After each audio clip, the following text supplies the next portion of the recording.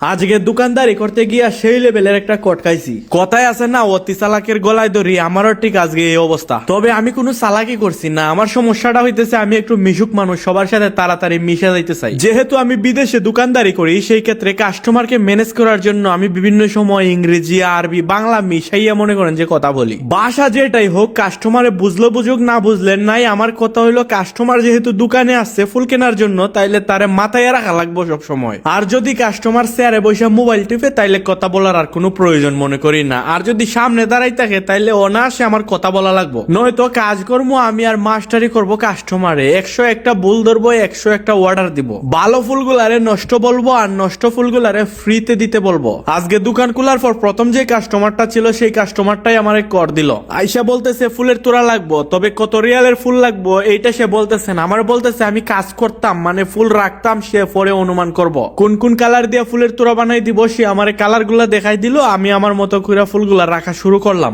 যেহেতু সে কোনো প্রাইস বলতেছিল না, সেজন্য আমি তারে বললাম 1 থেকে 150 রিয়ালের মতো আমি ফুল রাখবো। পরবর্তীতে যদি তার প্রয়োজন হয়, তাইলে আরো সে বাড়াইতে পারবে, কারণ তাকে আনুমানিক একটা আইডিয়া দেওয়া দরকার। নয়তো আবার 100-150 রিয়ালের ফুল আমি কাটিং করে রাখবো, পরে যদি বলে 40 থেকে 50 রিয়ালে তার প্রয়োজন ছিল, তখন তো মাথায় হাড়ি ভাঙার মতো অবস্থা হবে। যাই হোক, সে বলছে কোনো সমস্যা নাই। হ্যাঁ, বাজেট নিয়ে সত্যি কোনো সমস্যা ছিল না, সমস্যাটা তখনই শুরু হয়েছিল।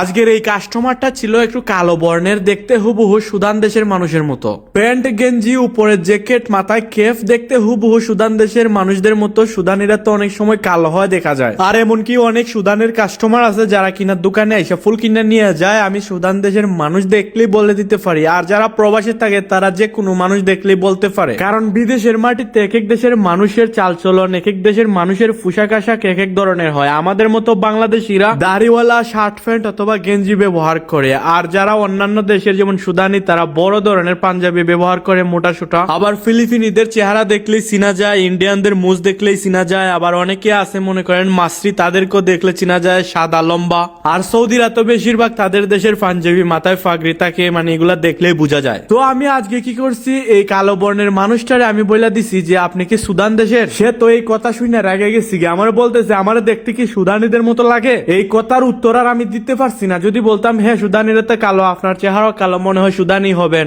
তাইলে তো সালের আগুন বেড়ায় লেগে যেত। সে বলতেছে না, আমি জেদ্দার থেকে আসছি, আমি সৌদি। কথা ঘুরানোর জন্য আমি বললাম এই শহরে কি করেন? সে বলতেছে আমি এই শহরে চাকরি করি 7 বছর যাবত, আমার ওয়াইফ আছে, আজকে তার বার্থডে, সেই জন্য ফুল নিয়ে যেতে আসছি। ওনার সাথে ফ্রি মাইন্ডে কথা বলার জন্য আমার মাথায় ছিল না যে সৌদি আরব একটা জাত আছে যারা কিনা কালো। উনি আমার সাথে কোনো খারাপ ব্যবহার করে নাই, কারণ শুরুতেই আমি ওনার গোলাপি কালারের কিছু ক্রেজ ফ্রিতে রাখছিলাম। তবে আমি জানতে চাইছিলাম যে আপনি